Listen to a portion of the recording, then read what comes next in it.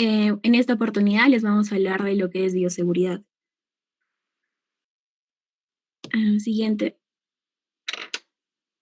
Bueno, estos son los temas que vamos a tratar a continuación. Bioseguridad, universalidad de bioseguridad en la salud, uso de barreras, higiene de manos, manejo de materiales cortopunzantes, inmunizaciones, manejo de residuos, limpieza, desinfección y esterilización, normas generales de bioseguridad en salud. Siguiente. Bueno, vamos a empezar definiendo qué es bioseguridad. Bioseguridad, como todos sabemos, viene a ser el conjunto de medidas mínimas a ser adoptadas con el fin de reducir o eliminar los riesgos para el personal, la comunidad y el medio ambiente, los cuales pueden ser producidos por agentes infecciosos, físicos, químicos o mecánicos. Eh, bueno, básicamente vamos a entender que bioseguridad viene a ser, como su mismo nombre lo dice, un conjunto, ¿no?, de principios, técnicas, prácticas de seguridad, biocontención y biocustodia que se van a llevar a cabo para evitar la exposición involuntaria al material de riesgo o su liberación accidental. Entonces, tenemos que entender la bioseguridad como una doctrina de comportamiento, la cual va a estar encaminada a lograr actitudes y conductas que disminuyan el riesgo del trabajador de la salud a adquirir infecciones en el medio laboral en el que trabaja. Siguiente. Como sabemos, la bioseguridad va a estar regido por lo que son tres principios principales, que van a ser la universalidad, uso de barreras y los medios de eliminación del material contaminado, de los cuales vamos a hablar uno por uno. Siguiente. Al hablar de universalidad, nos vamos a referir que básicamente todas las medidas de bioseguridad van a involucrar a todas las dependencias de la institución, ¿no? Esto quiere decir el personal de salud, los pacientes y los visitantes, ya que estos deben cumplir la rutina con las normas establecidas para prevenir dichos accidentes. Ahora, estas precauciones deben ser aplicadas para todas las personas, independientemente de presentar o no patologías, ya que se asume que toda persona es portadora de algún agente infeccioso hasta no demostrar lo contrario. Siguiente. Bueno, el segundo principio que vamos a hablar va a ser el uso de barreras. Básicamente, el uso de barreras comprende el concepto de evitar la exposición directa a sangre y otros fluidos orgánicos que van a ser potencialmente contaminantes, mediante lo que es la utilización de materiales adecuados que se interpongan al contacto de los mismos, ¿no? Entonces, si hablamos de lo que son uso de barreras, principalmente van a ser elementos de protección personal. Siguiente. Dentro de lo que es el uso de barreras, vamos a ver, son de dos tipos, ¿no? Primarias y secundarias. En las primarias va a comprender todas las medidas y equipos de seguridad que permiten al personal potenciar la práctica de prevención de riesgos, complementando las prácticas y técnicas del laboratorio, mientras que las barreras secundarias va a corresponder básicamente al diseño y a la adecuada ubicación de los sitios especializados, lo cual contribuye a la protección del personal, del ambiente y de la comunidad externa. Siguiente. Hablando de lo que son un poco más de barreras primarias, estas van a incluir lo que son las cabinas biológicas, ¿no? Que vamos a encontrar de diferentes tipos. También va a incluir lo que son los contenedores cerrados para la centrifugación, los dispositivos para manipulación de pipetas, homogenizadores, equipos de ultrasonido, agitadores y lo más importante, lo que es la indumentaria personal, ¿no? En lo cual está el uso de lo que es el mandil, los barbijos, guantes, el gorro, los lentes de seguridad, etcétera. Siguiente. Y bueno, dentro de lo que son las barreras secundarias, viene a ser muy importante lo que es el diseño de las instalaciones de un laboratorio, que es un paso importante para proporcionar tanto una barrera de protección personal durante sus operaciones como del entorno, evitando fugas de aerosoles al medio ambiente. Vamos a encontrar diferentes tipos de laboratorios, desde 4 tipos, desde los que son los laboratorios básicos hasta los laboratorios de máxima contención, ¿no? Vamos a encontrar que en los laboratorios de nivel 1 básicamente van a ser para lo que es enseñanza básica e investigación, ¿no? Lo que nosotros tenemos en la universidad. Y vamos a ver que los que son de máxima contención van a ser ya para tratar unidades de patógenos peligrosos. Siguiente.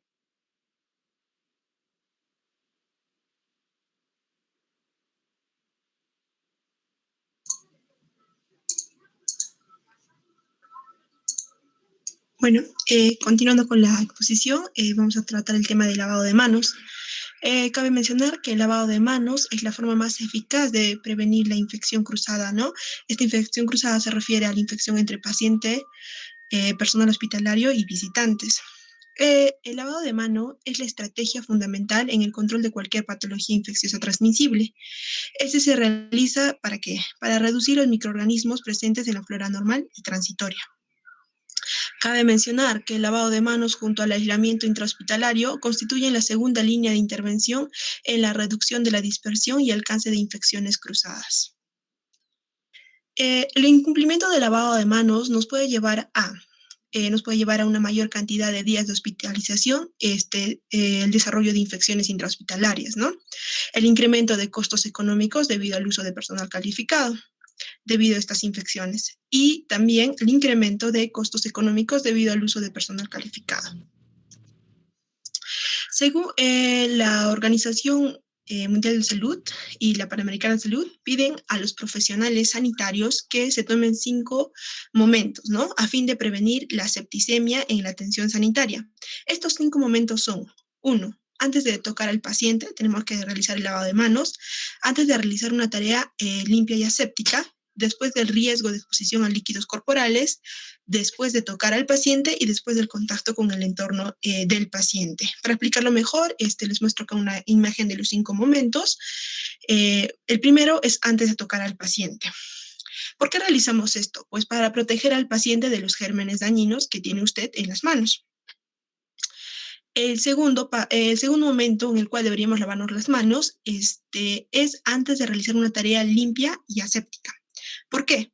Para proteger al paciente de los gérmenes dañinos que podrían entrar en su cuerpo, incluidos los gérmenes del propio paciente. El tercer momento es después del riesgo a exposición a líquidos corporales. Esto es para protegerse y proteger el entorno de atención de salud de los gérmenes dañinos del paciente. Y el cuarto momento es después de tocar al paciente, para protegerse y proteger el entorno de atención de salud de los gérmenes dañinos del paciente. Y el quinto momento es después del contacto con el entorno del paciente. Esto se hace para protegerse y proteger el entorno de atención de salud de los gérmenes dañinos del paciente. Aquí les muestro una investigación descriptiva que tomamos en cuenta en el artículo de revisión. Es una investigación transversal con enfoque mixto en el Hospital Luis Bernarza de Ecuador 2019.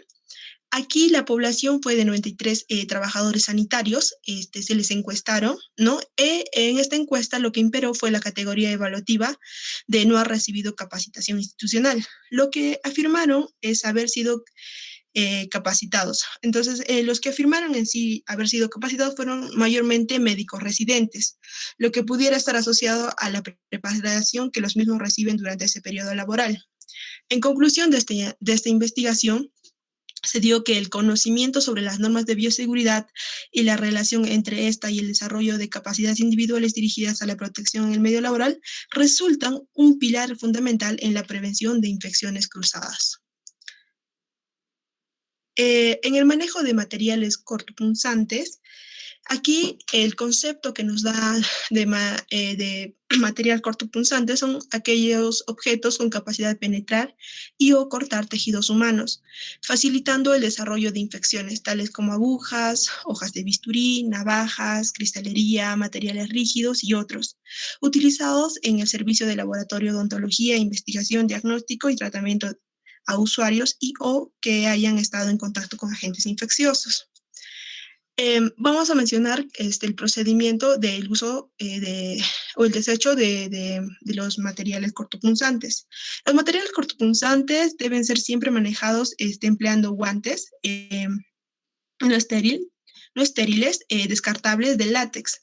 Los objetos cortopunzantes, inmediatamente después de ser utilizados, se depositará en recipientes de plástico duro o metal con una tapa, con una abertura a manera de alcancía, que impida la introducción de las manos. Este contenedor debe tener una capacidad no mayor a 2 litros y lo que se prefiere es que sea transparente para que se pueda determinar fácilmente si están llenos ya las 3/4 partes. Los descartadores se deben colocar lo más próximo posible a donde se realizan los procedimientos. Estos descartadores de elementos cortopunzantes deben eliminarse siempre como residuos patogénicos. Una recomendación es que las agujas nunca deben reencapucharse ni doblarse, ya que esta acción es la que favorece en sí a los accidentes. Y por último, estos recipientes llenos en sus tres cuartas partes serán enviados para su tratamiento al autoclave o incinerador.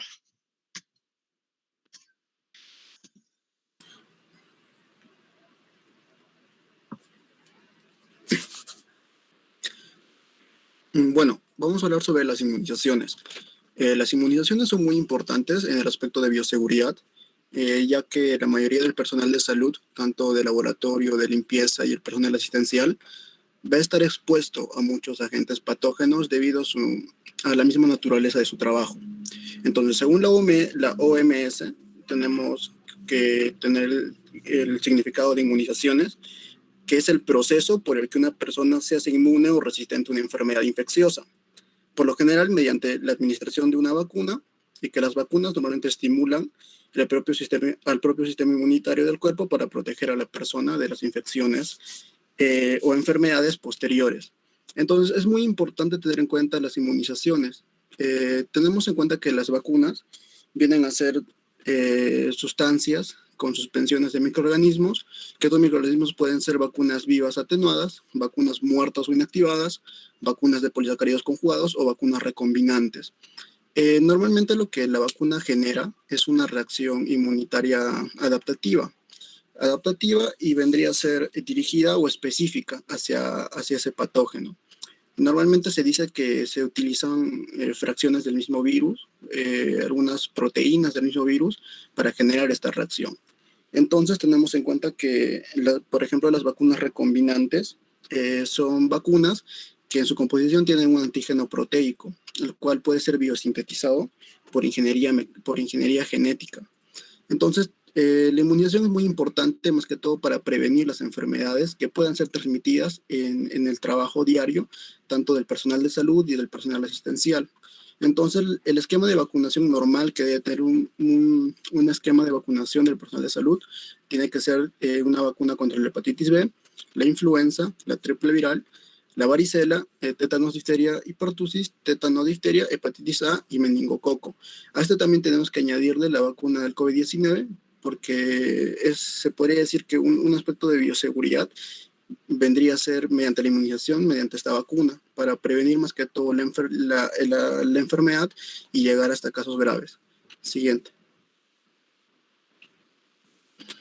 Respecto al manejo de residuos sólidos, entendemos que por residuos sólidos vienen a ser todos aquellos desechos, los cuales provienen de la atención médica al paciente.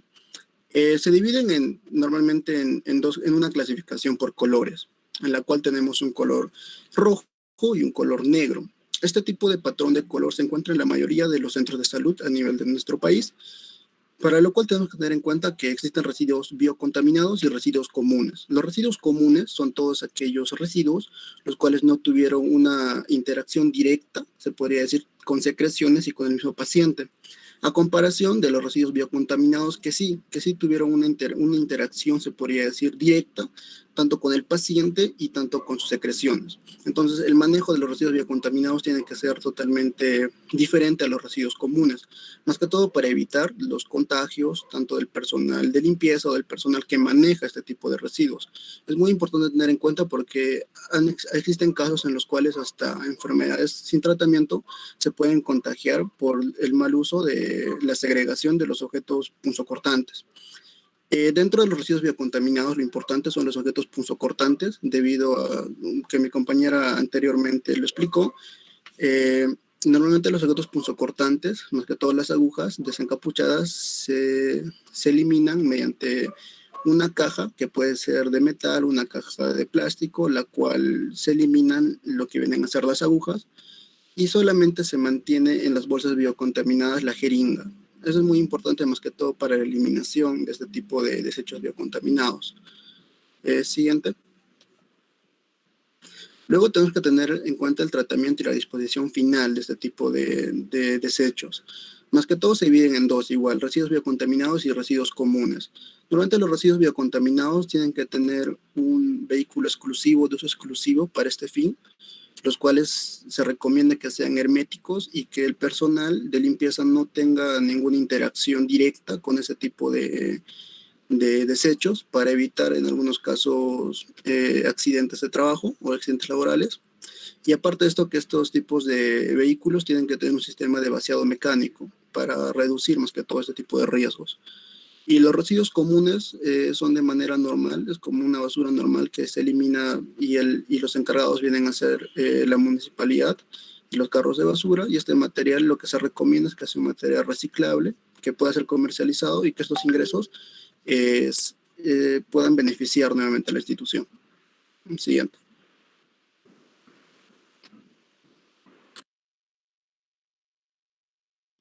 Continuando con la exposición, también tenemos que saber qué es aseo. El aseo va a consistir en recolectar y eliminar residuos no peligrosos que van a ser asimilables a domiciliarios, es decir, que pueden ser residuos domiciliarios como polvo o cualquier otra sustancia, otra suciedad presentes en áreas críticas. Siguiente, por favor. Tenemos que saber también qué es descontaminación. Descontaminación se va a referir al proceso para eliminar agentes contaminantes de superficies o en el ambiente de un área crítica. Este va a tener las siguientes características, como son la resistencia, la ineficacia, acción residual y tiempo de exposición. La resistencia, hablamos de resistencia cuando los microorganismos van a exhibir una variedad de resistencia a los descontaminantes químicos. Ineficacia, la ineficacia de un descontaminante se debe principalmente a la falta de contacto con los microorganismos más que a la falta de la acción del descontaminante. Por tanto, es útil restregar un artículo cuando está sumergido en un descontaminante. Acción residual. Muchos de los descontaminantes químicos tienen propiedades residuales, sin embargo, debemos de considerar cuidadosamente las propiedades residuales. Por ejemplo, el óxido de etileno puede dejar residuos que van a provocar una irritación cutánea. El tiempo de exposición para la descontaminación de los artículos sucios mediante autoclave, calor seco o descontaminantes químicos no se pueden especificar exactamente el tiempo. Por tanto, la inactivación de los microorganismos por descontaminantes químicos se puede lograr de una o más de las siguientes formas, como son la coagulación y la desnaturalización de proteínas, la lisis, la unión a enzimas o inactivación de la enzima esencial por unión o destrucción del sustrato, además de oxidación. Siguiente, por favor. Ya, se utilizan varios términos cuando se habla de descontaminación, como es la esterilización, la terminación CIDE y la terminación STAR. La esterilización se va a referir a los métodos que destruyen toda forma de vida microbiana. La terminación CIDE se va a referir como bactericida, se refiere a matar, y la terminación STAR, como en bacteriostático, se refiere a inhibir el crecimiento. Siguiente, por favor. Ya, la descontaminación de los desechos biológicos. Antes de eliminar los desechos biológicos de origen ya sea clínico, ambiental o de laboratorios, estos deben ser inactivados o descontaminados por métodos de autoclave, desinfección química o incineración. Entonces, hablamos de una descontaminación por autoclave. Acá los desechos infecciosos de los laboratorios, como son las placas de Petri, las pipetas, los tubos de cultivo, los materiales de vidrio, pueden ser eficazmente descontaminados utilizando un autoclave con vapor directo o con un autoclave con extracción de aire. La desinfección química. Aquí los desinfectantes químicos son útiles para descontaminar las superficies y los aparatos, que no pueden ser esterilizados por una descontaminación por autoclave. Además, la selección del desinfectante va a depender de la resistencia de los microorganismos manipulados. La incineración. Siguiente, por favor.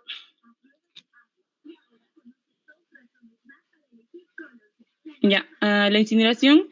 En la incineración ha sido el método favorito de eliminación de las carcasas de los animales y de los desechos patológicos. Además, los desechos tienen que ser embalados adecuadamente en bolsas plásticas, herméticas y marcadas especialmente.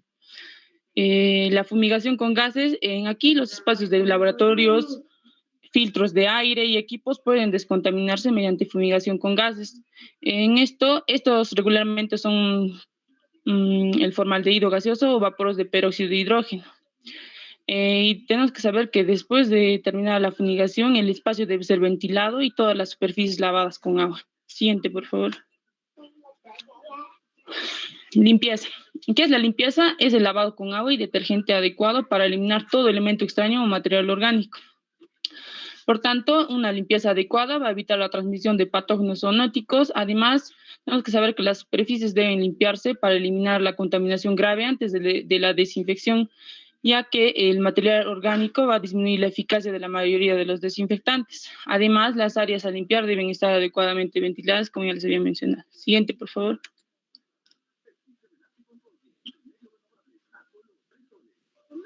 Ya. Además, tenemos que saber que la limpieza generalmente va a comprender 3 tipos de acción: una acción mecánica, una acción química y una acción térmica. En la acción mecánica, como frotar, cepillar o lavar con agua a presión. En la acción química hace referencia al uso de detergentes enzimáticos y agua. En la acción térmica, el uso de calor, como agua caliente, de las lavadoras mecanizadas, en donde existan, ¿no?, estos dispositivos. Siguiente, por favor. Tenemos que saber también que los compuestos utilizados en desinfección y antisepsia van a ser los alcoholes al 60 o al 90%, que van a servir su uso en la antisepsia, y ya sea fricción aséptica de las manos, desinfección de equipos y superficies. Otro es el cloro y los compuestos clorados, que es de 100 a 500 ppm, que son altamente bactericidas. También sirven para la desinfección de un alto nivel, la desinfección de superficies. Los formaldehídos del 10 al 37%, que se usan para la esterilización, la desinfección de alto nivel, para preservar tejidos. El glutaraldehído de 2%, que se va a usar para la desinfección de un alto nivel también y la esterilización. El peróxido de hidrógeno de 3 al 25%, que se usa para la desinfección de equipos y superficies, además de la esterilización. Los iodóforos de un 30 o 50 ppm para la antisepsia de piel y mucosas, además de la desinfección de equipos y superficies.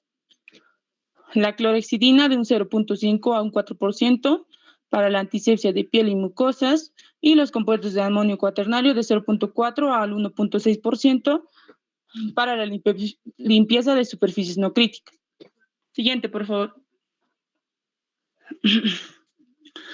Además, tenemos que saber qué es desinfección.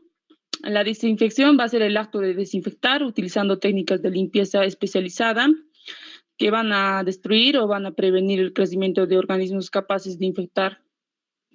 Por esto, para reducir esta desinfección, se usa para reducir la carga de microorganismos. Se debe aplicar agentes físicos o químicos sobre las superficies contaminadas. ¿Y qué es el desinfectante? Los desinfectantes van a ser agentes antimicrobianos que se aplican a las superficies de los objetos no vivos para destruir los microorganismos que viven en los objetos. Además, los agentes químicos que eliminan estos microorganismos pueden ser compuestos inorgánicos clorados, como el hipocloritos en disolución del 0.5%, el etanol a un 70%. Además, otros agentes químicos utilizados son el óxido de etileno, que tiene la capacidad esterilizante, y el pamicidal, que es recomendado para la eliminación de los micoplasmas. Además, la aplicación de la radiación ultravioleta por unos 15 a 30 minutos también se debe considerar como un complemento a la aplicación de algún agente desinfectante químico. Siguiente, por favor. Ya, hablando de los niveles de desinfección, estos niveles se van a basar en el efecto microbicida de los agentes químicos sobre los microorganismos. Pueden ser de alto nivel, de nivel intermedio y de bajo nivel. El de alto nivel es realizada con agentes químicos líquidos que eliminan a todos los microorganismos, como ejemplo el ortoaldehído, el glutaraldehído, el ácido peracético, el dióxido de cloro, el peróxido de hidrógeno y el formaldehído, entre otros. En el nivel intermedio se va a realizar utilizando agentes químicos que van a eliminar las bacterias vegetativas y algunas esporas bacterianas. Aquí se van a incluir los grupos de los fenoles, el hipoclorito de sodio, el alcohol, la cetrimida y el cloro de benzalconio. En el bajo nivel, este es realizado por agentes químicos que eliminan bacterias vegetativas, hongos y algunos virus en un periodo de tiempo corto, es decir, en menos de 10 minutos, como por ejemplo el grupo de los amonios cuaternarios. Siguiente, por favor.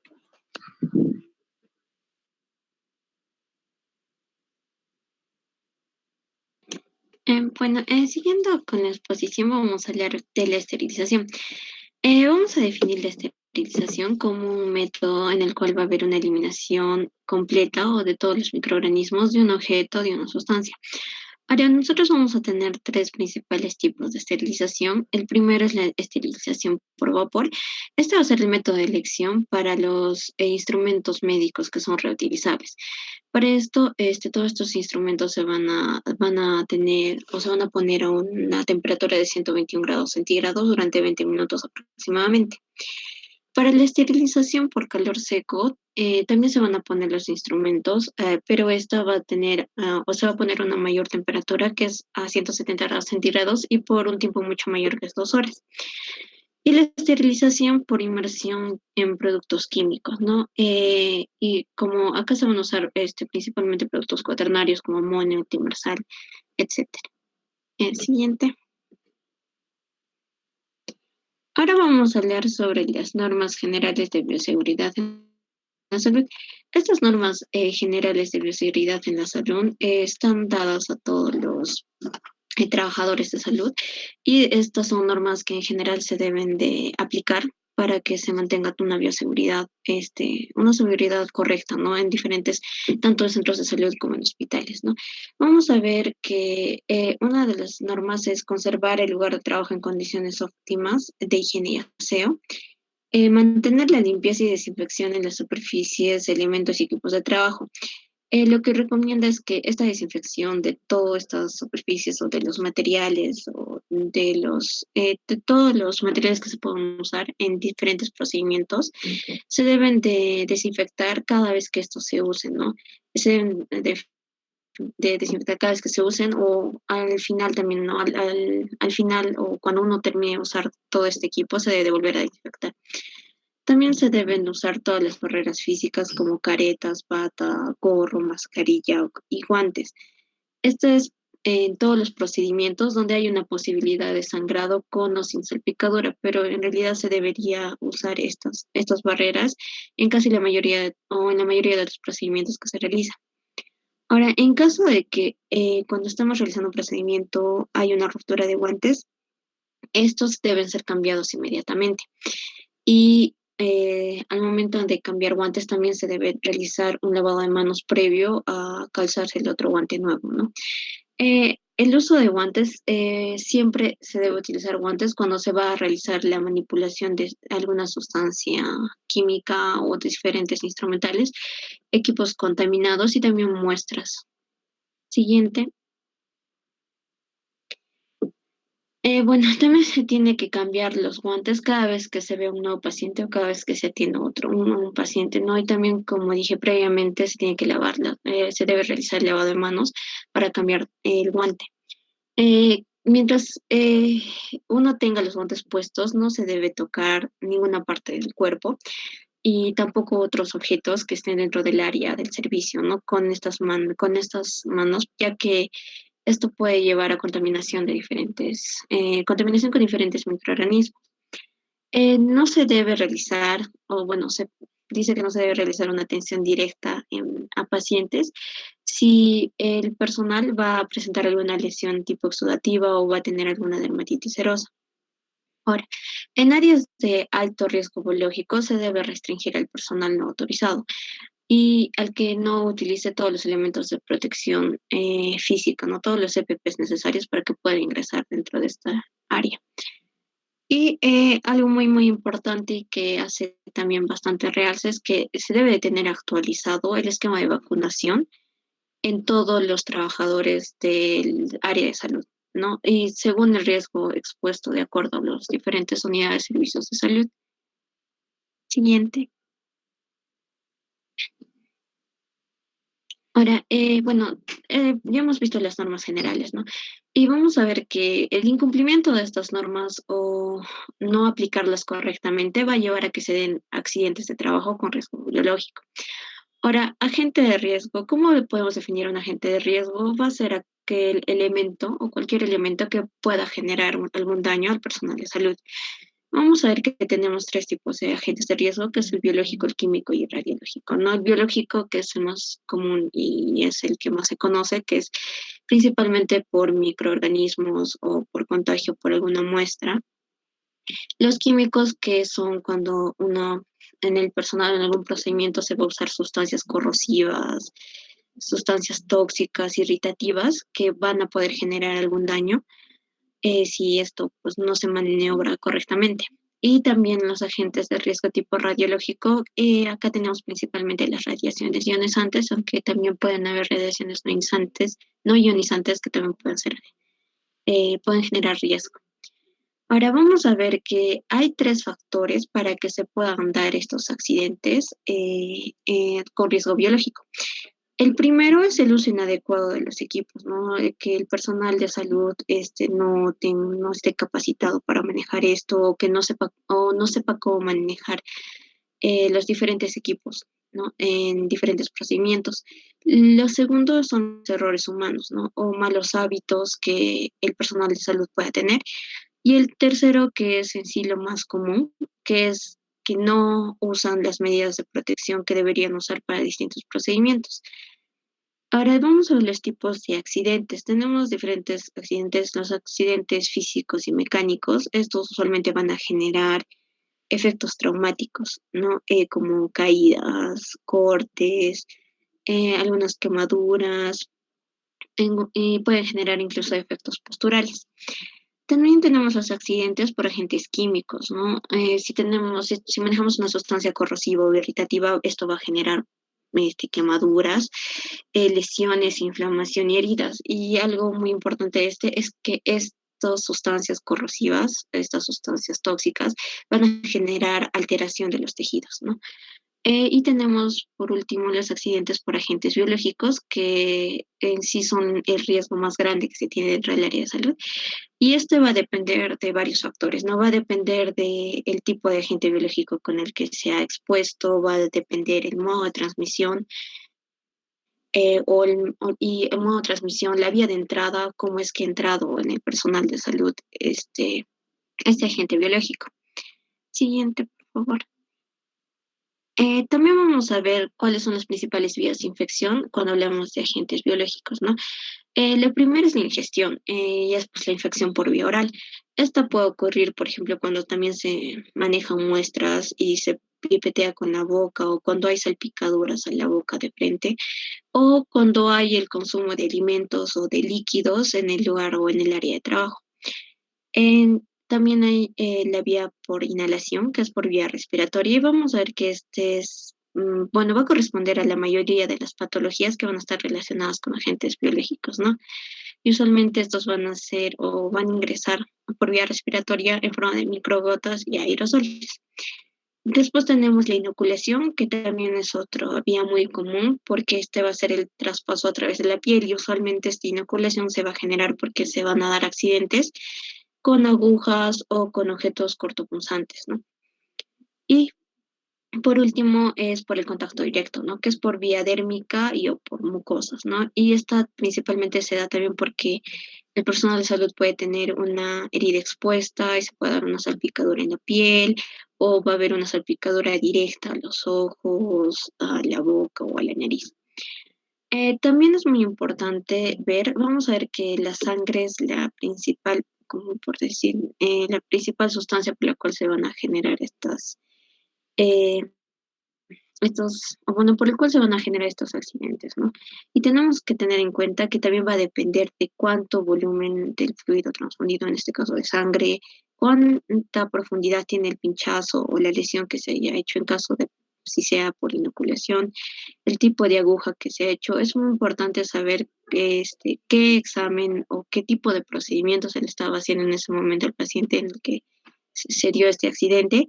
Y también es muy importante saber si el personal de salud ha estado utilizando guantes o no en el procedimiento. Siguiente.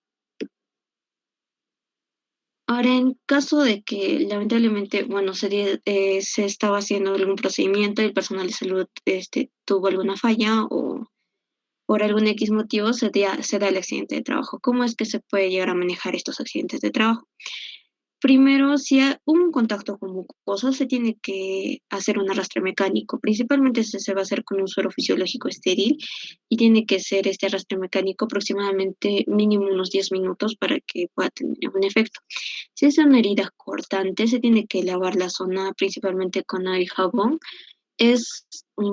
Se tiene que favorecer el sangrado y si es, esto depende también de la herida, si no, si es muy profunda, va a necesitar ser cubrir con una gasa estéril y si no, no. Ahora, siempre es necesario que se registre este accidente y siempre es necesario que este se tenga que informar al encargado del área en el que se está trabajando y en el que se dio ese accidente. Y se van a practicar en el accidentado las pruebas serológicas, ¿no? De determinación de anticuerpos, por ejemplo, anti-VIH, hepatitis B, hepatitis C, HTLV 1 y 2 y serología para la sífilis. Estos principalmente, estos son los principales agentes infecciosos que usualmente se podrían eh, adquirir mediante estos accidentes, ¿no? Seguido se va a llenar una ficha epidemiológica de accidente laboral en la cual van a estar registrados toda la identificación tanto el personal de salud que ha tenido el accidente, pues, todos sus antecedentes. También se va a hacer ahí el seguimiento clínico, van a estar todos los resultados de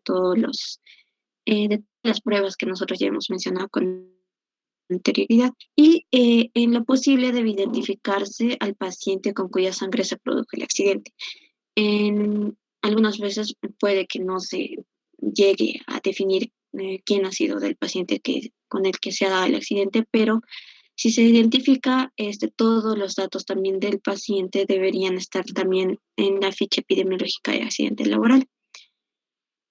Bueno, al personal de salud que ha tenido este accidente se tiene que brindar asesoría hasta conocer el estado serológico y esto va a depender también, o su estado serológico también va a depender de que si se le da o no también tratamiento profiláctico, depende según sea el caso, ¿no? Siguiente. Bueno, en caso de manejo de derrames biológicos, eh, en esto primero para controlar este derrame biológico también es muy necesario usar todos los EPPs.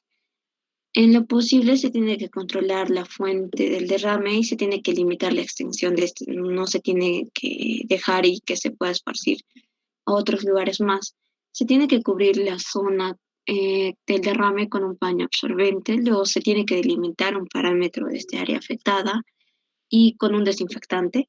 Y luego se tiene que aplicar este desinfectante sobre el papel absorbente que habíamos dejado con anterioridad y se deja actuar por 30 minutos. Vamos a ver que el desinfectante principal que se usa en estos casos es el hipoclorito al 0,5%. Bueno, ya hemos visto todo lo que conlleva la bioseguridad y, bueno, a manera de conclusión, tenemos que decir que la bioseguridad son protocolos o medidas que están hechas para la prevención principalmente. La prevención de que se pueda generar riesgos tanto en el personal de salud como en el paciente, como también al medio ambiente y al exterior. Entonces, bueno, siempre se han tenido protocolos de bioseguridad en la mayoría de hospitales, en los centros de salud, pero no, bueno, hasta hace poco, según a lo que nosotros estamos leyendo en nuestros artículos de revisión, estas medidas de bioseguridad no se tomaban muy en serio. O sea, sí se conocían, pero era como que no las tomaban en serio y no las aplicaban muchas veces de la manera correcta en la que debería hacerse.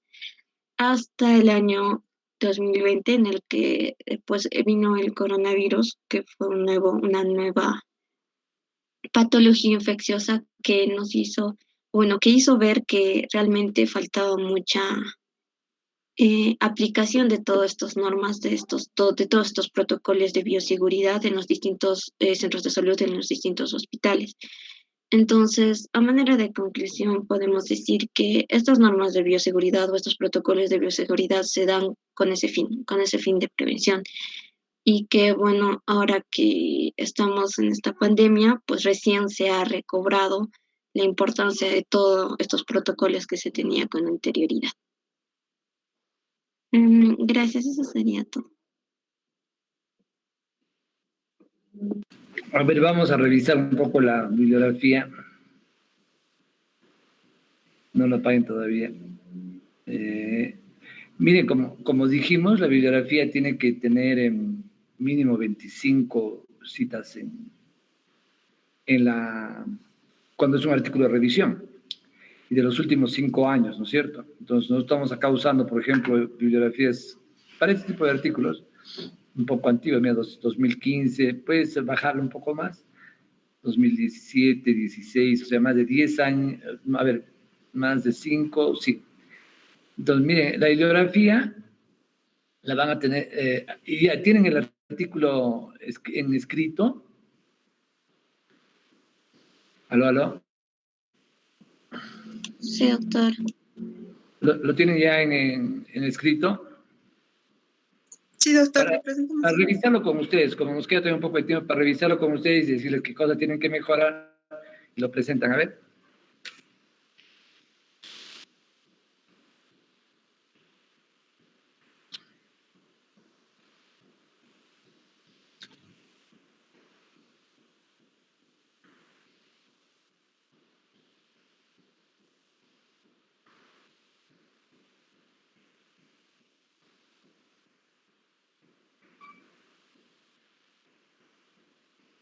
A ver, chicos.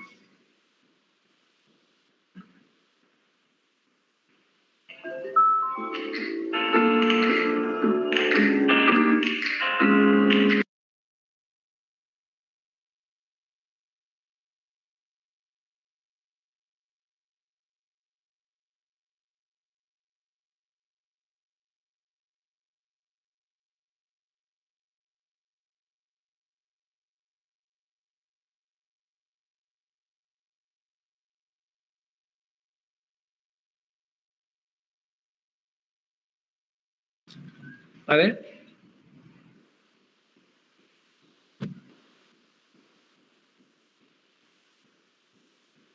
Vaya bajándola. ¿Puedes agrandarlo un poquito?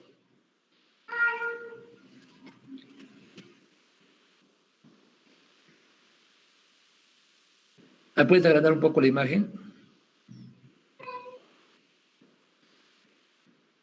Ya, está bien. Ya, sí, nomás. Adapta. Ya, hasta ahí está bien. Entonces, miren, siempre tiene que ir todo trabajo con la parte con el resumen, ¿no? Mario, y las palabras, las palabras claves, ¿no es cierto? A ver, bajamos. Ya. ¿No? Estamos viendo la forma, básicamente, porque ya lo que han explicado es un poco el artículo en sí. Bajen nomás. Bueno, las llamadas, ¿qué forma de llamamiento de hacer la bibliografía han hecho? ¿En APA? ¿En Vancouver? ¿Aló, chicos? En Vancouver, doctor. ¿Sí? A ver, bajen nomás. Sigan, o sea, sigan avanzando la diapositiva.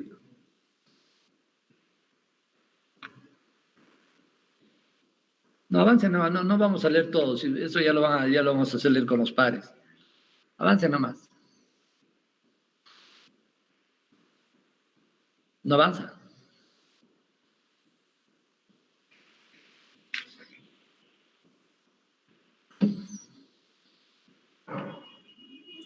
Avancen en la exposición.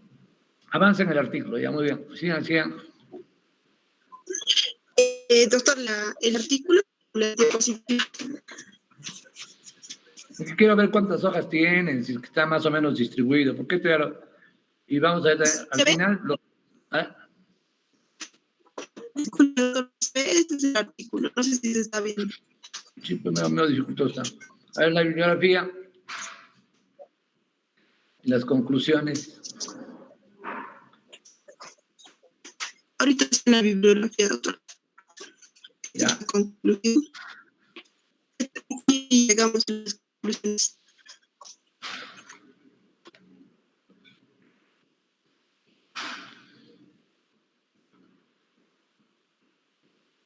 ¿Se puede observar? ¿No? Chicos, ¿ven? Con los que están al costado tienen que ir avanzando, ¿no? O sea, porque así avanzarlo directamente es medio difícil. Acá tienen unos cuadraditos, unos esquemitas hacia el lado izquierdo. Ahí pueden ir avanzando. La view ya, más fácil es ahí.